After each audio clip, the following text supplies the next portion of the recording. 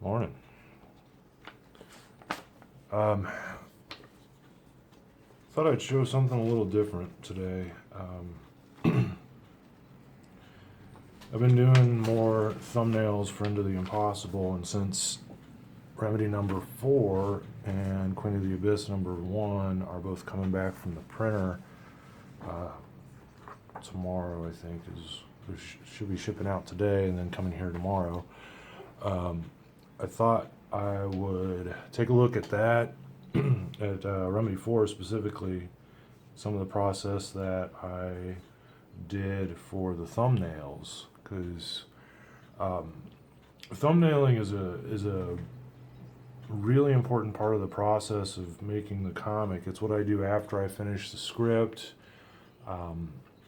It's the equivalent of like storyboarding in a movie or a video show, whatever. It's it's where a lot of the nuts and bolts of the story are put into play, and making sure that basic things like blocking and camera angles and setting all work together correctly to create a sensible, reasonable, sensible in terms of the story makes sense to the reader. And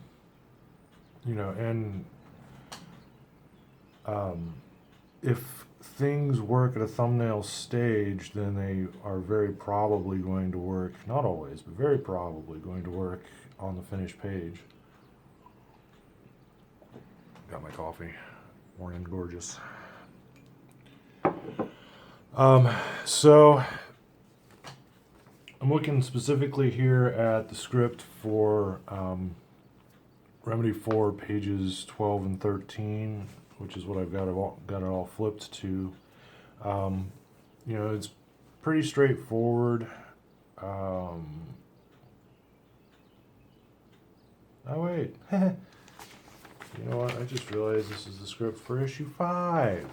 Spoiler. Okay, so basically the long and short of this is that pages, I think it was 10 and 11, Marion has the big final fight with Monster, and if you've been reading 1 through 3, it's been all building up to this. But this particular scene is an interesting little kind of quiet moment in the action. And Marion gets knocked out. She wakes back up and finds a crowd gathered around and trying to assess what's going on. So here we've got, what was it, 1, 2, 3, 4, 5, 6, 7 panels, 6 panels, 5 panels in this page. I try to add, somewhere between 4 to 7 panels for the Remedy specifically. I've kind of dialed that back a bit with Into the Impossible to try some different things. But I know that like 7 and maybe 8 is pushing that comfort level of real estate versus story for a page. And I know that from like issue 2 or 3, I think I figured out that this 4-tier layout works pretty well for Remedy. It's it moves against the sort of standard old school 3-tier, where it was 6 panels usually and 1, 2, 3. It tends to go in a more widescreen format, more like a theater screen with the 4-panel or the 4-tier. And the general kind of pacing and feel works a little better for this story. So knowing that, a lot of the times when I would sit down for the thumbnail stage, and I usually block out like, I think I'm at a point where I can block out like half of a book, about 12 or so pages, 10 or 12 pages in a day, and figuring out, I was thinking, okay, well, I know that the 4-tier works pretty well, so I started out with that, and then figured out what panels need more space to show more things. Like these are crowd scenes, so that's automatically going to need some more space on the page just to show all the people. And conversely, I need to figure out how close or how far away can I show the main characters in the panels to demonstrate the acting, demonstrate the facial expressions, that sort of thing. So, at this stage, it's very much, okay, black panel, she's getting knocked out. Apparently, I screwed up with the lettering on that one, but whatever.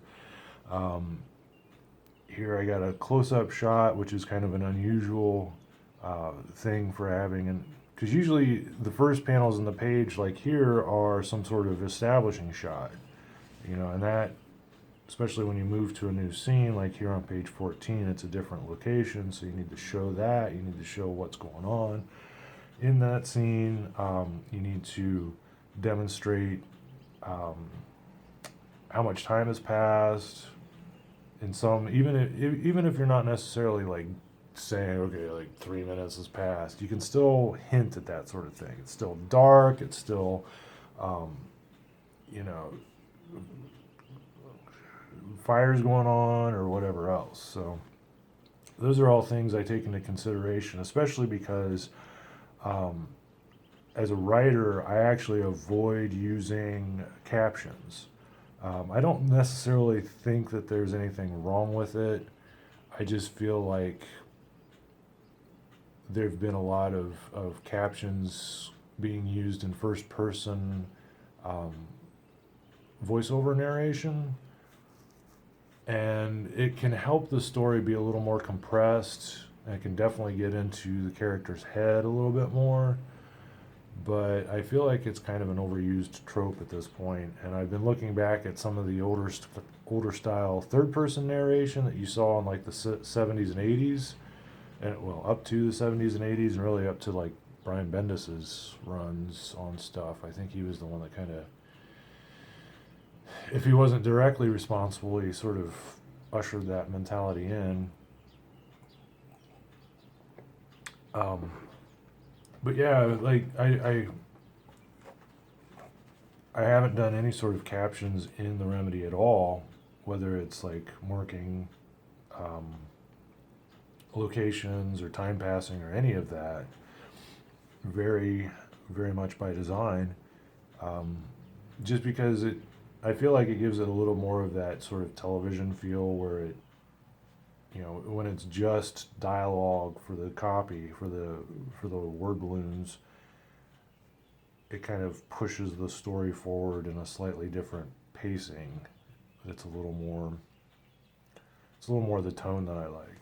But, all right, getting back to comparing and contrasting the thumbnails, one of the things that I have happen on occasion, most of the time, I would say probably 80% of the time, I end up doing straight from the thumbnails.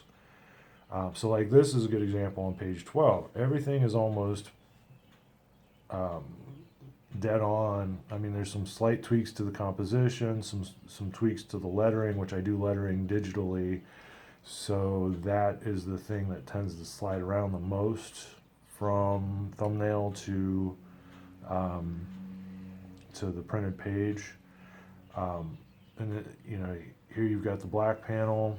Here you've got the EMT, who, fun fact, is based on a friend of my wife's who he used to work with, named Zeb. So cheers to you, Zeb. Here you've got the EMT waking up and kind of assessing the injuries that Marianne's received. She's basically waving him off, standing up and kind of getting carried through. I mean, even in that one, I happen to manage almost pose accurate to the thumbnails, which I don't do lightboxing.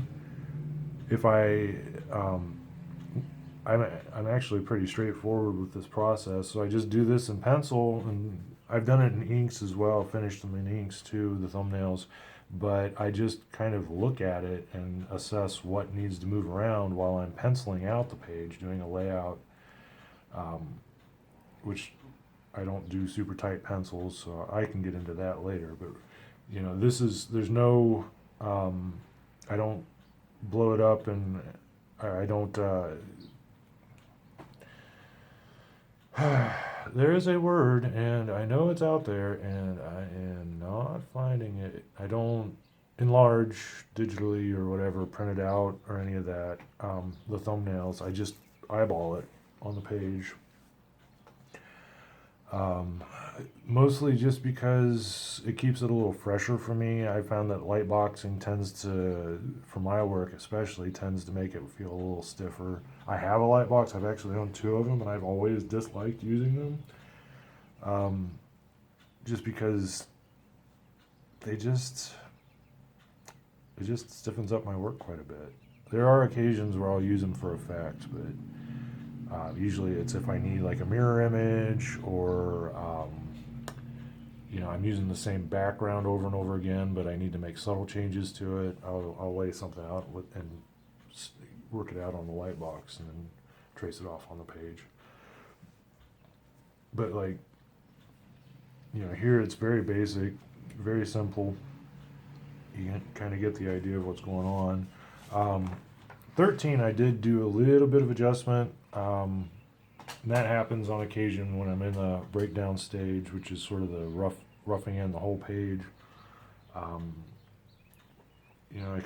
changed some of the, let's see, on that camera, I changed some of the camera angle on that panel. I definitely changed the angle of the car, and then brought it, I guess I hinted at the red marks here. You can see I enlarged the panel a bit. That panel is pretty straightforward. This panel is pretty close, but slightly different. I kind of omitted some of the people just to show. Honestly, I don't know why I did. I might have forgotten that they were there and probably wasn't checking my reference as closely as I should, or my thumbnails as closely. This shot I kind of zoomed back in because I knew I had, medium shots through here and then long shots in these panels. So I felt like at that point I was needing to see her face more, which is, kind of a cinematography thing. And I also like the fact that in this whole page, she's not really looking at the camera at all, or even, you can't really see her eyes. And that was sort of a storytelling choice to help and reinforce on a subtextual level the fact that she's sort of getting her bearings back. And then here, finally, we see her face and see her eyes in reasonable detail. And she's, and same way with the background. I was going to put background in here, I think. I kind of laid it in, but I really, really was enjoying the foggy effect I had here and thought it made sense that, she's sort of regaining her bearings. So I didn't put any actual background in there, just the people for focus reasons. And then there's the background. The one downside to that particular instance is that I feel like it's a little unclear where she's at exactly, even though it's already been mostly established on I guess you'd have to be familiar with the setting, which is a location in Dayton downtown, but I feel like, in hindsight, I could have done that a little bit better. I definitely could have established this particular building a little better, because unless you're familiar with that building and its location and why it has that siding on it, it just looks like weird dots as far as I can tell. But anyway, hindsight's 2020. So here's another example of a page that I kept pretty much straightforward for the thumbnail. The one thing I think I did was I dialed her down here a little bit, made her smaller to give a better sense of dread and proportion. So these are all pretty much, I zoomed out to a full shot here instead of a medium, which I think works better, and the composition's a little bit different. And I think this pacing works a little better. This page is a good example of me shifting some things around and finding a little better overall composition, even though the bulk of the story is more or less told the same. I ended up cutting these two panels. I forget what they were. I think they were just more trailing the blood, following the blood. And I ended up cutting these two because they were sort of redundant and felt a little like I was trying to set up a certain quality of horror pacing where it's just trudging along and building tension. And ultimately, I think having a whole page kind of doing that already worked, and I had enough of that because I don't like to trudge the story along too much. Because I think it might have worked if I would have gone with those two extra panels, but I'm still pretty happy with what I've got. Plus, it started clogging up the composition a bit much. Usually working at the small size, which it's about, for each page, it's about 2 inches wide by about a little bit bigger than 3 inches to get close to the right proportions.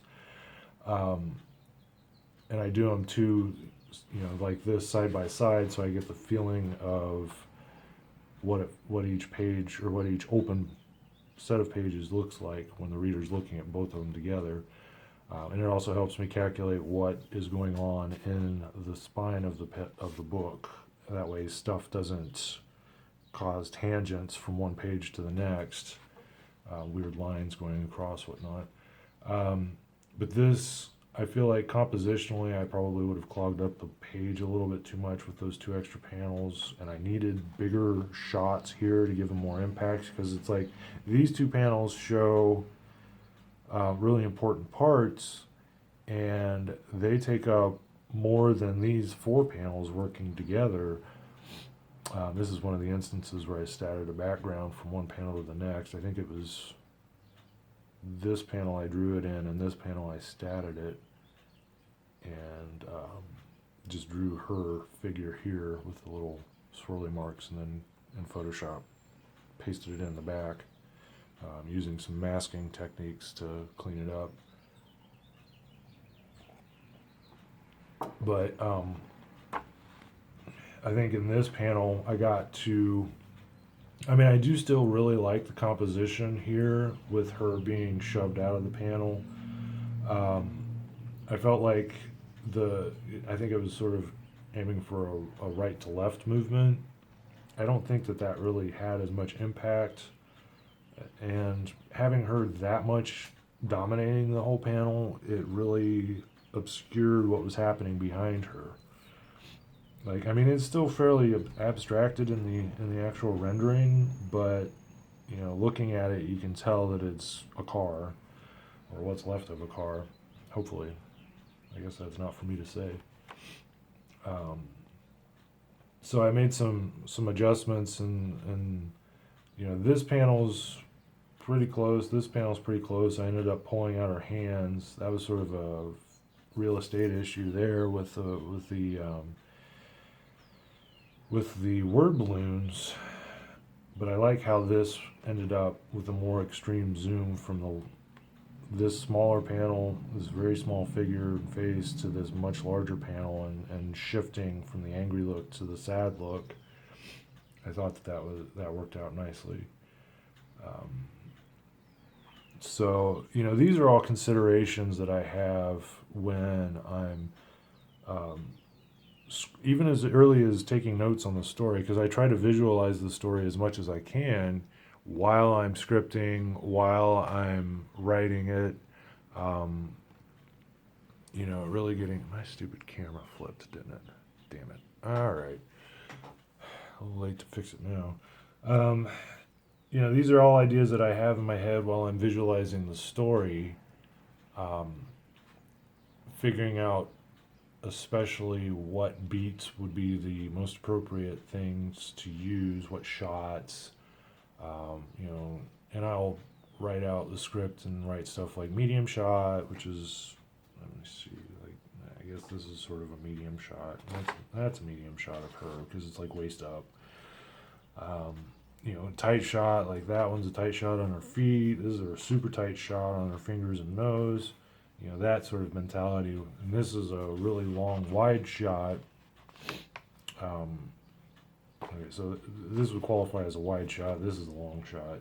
It's slightly different because the camera, attempting to situate the camera lens is basically what it is. So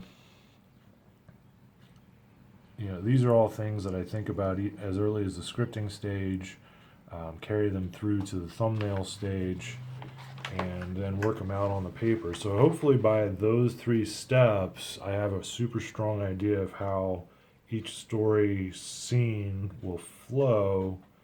And I absolutely try to work this whole left to right movement. Like this whole book, Marion is always on the left side of the page or panel, working towards the right.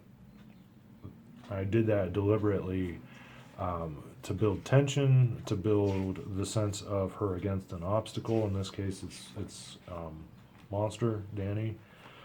And then the occasion where she goes the other way, like here, it's intended to feel like a dodge or, coming against an obstacle and needing to redirect, but she always reverts back to that right or left to right movement.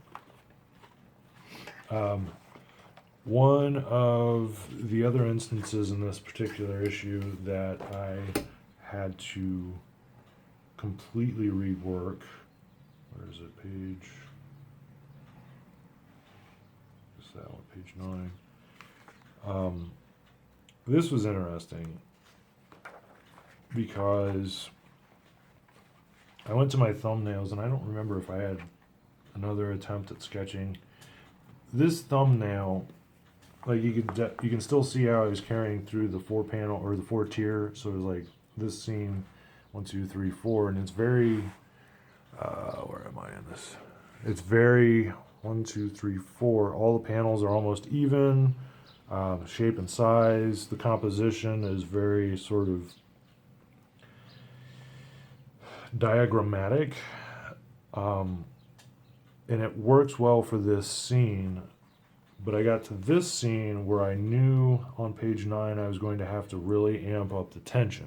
I needed to build a lot more of the mood, especially shifting from such a quiet and kind of funny scene to something that's very serious. So I broke out of the 4 panel or the 4 tier, which it's I don't know if it technically qualifies as 4 tiers. Maybe. But this one I figured out on the page as I was drawing it. I think the process was I knew that I wanted this panel to be a much bigger shot, a much more dominating figure. Because this is like Marion's big I'm a superhero moment, because she's not really the traditional superhero at all. So this is sort of her big superhero dramatic moment.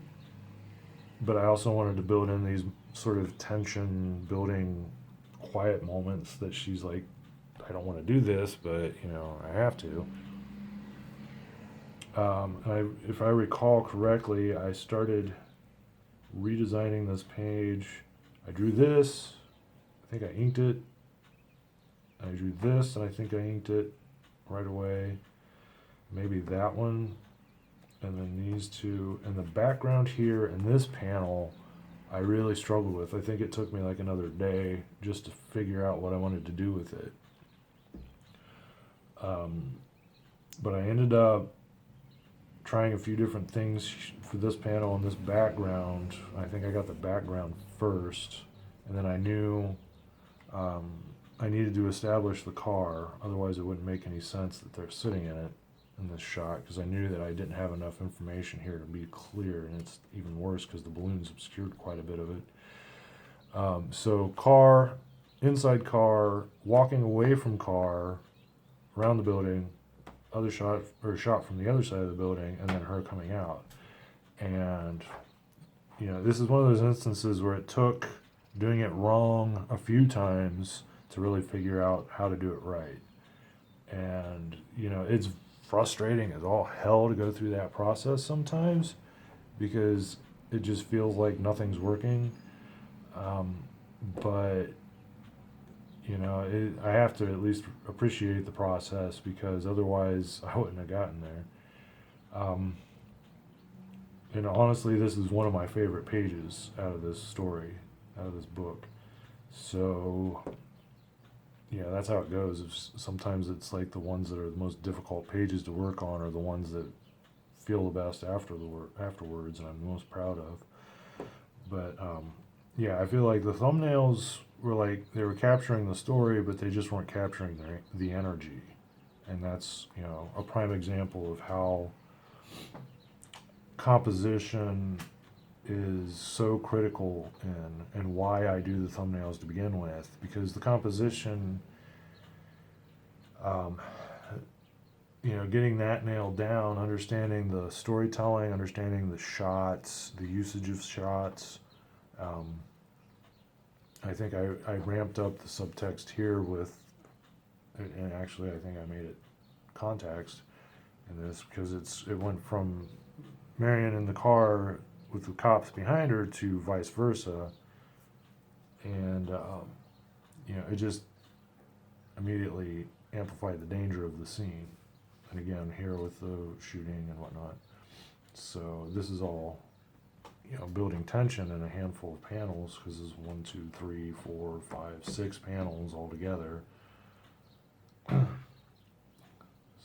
this is sort of a tricky thing to do because it can really become muddy very quickly. So controlling your black spaces, controlling your white spaces, and lines, making sure that the lines in this background, for example, like these lines right here, don't merge with these lines in a tangent, and that they read very quickly as being two different sets of bricks, even though it's the same building more or less. And same deal here and in between. Like this one, I got kind of close. It's that black space there is getting real close to being a tangent, and I probably should have varied the brushwork a little differently from the brick here to the chevron on her uniform. Again, hindsight, but when the reader's reading it, hopefully that's not going to trip them up. It's a possibility, but hopefully. Anyway, so I think I've pretty well captured what I wanted to in this little talk. Remedy 4 is going to be out. I might put it up for availability on my web store. Wow, coffee, please. Take 2. I might put it up on availability on my web store soon. I should get the books in stock from the printer because they're in shipment today. Should get them tomorrow. They're $4.50 a piece. $4.50. And if you want to see this, because $4.50. That's me, Brian Latimer. I will also be at Gem City Comic Con here in Dayton on the 26th and 27th of April. A couple weeks away, weekend after Easter. My wife and I will both be there. If you come out and say hello, please say hello. If I look like I'm not having a good time, it's probably because cons are kind of a difficult thing for me sometimes. As much as I enjoy meeting fans and doing all that, it's a little overwhelming sometimes to be at a convention, but it's a good experience as well. So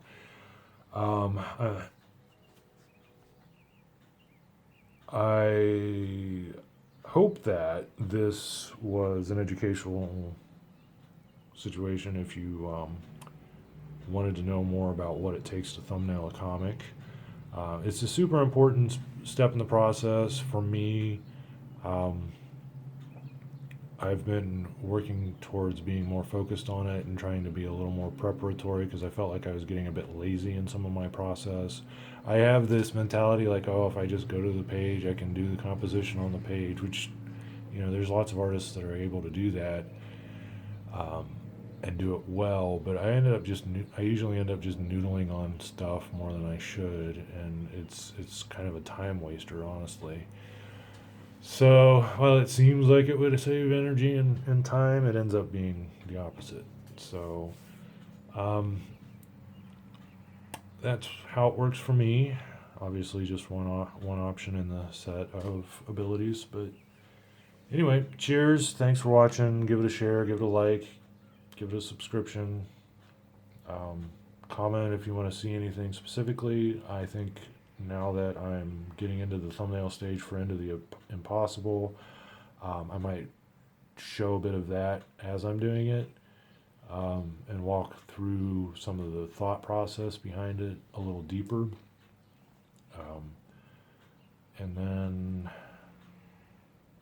I will see you soon. Cheers.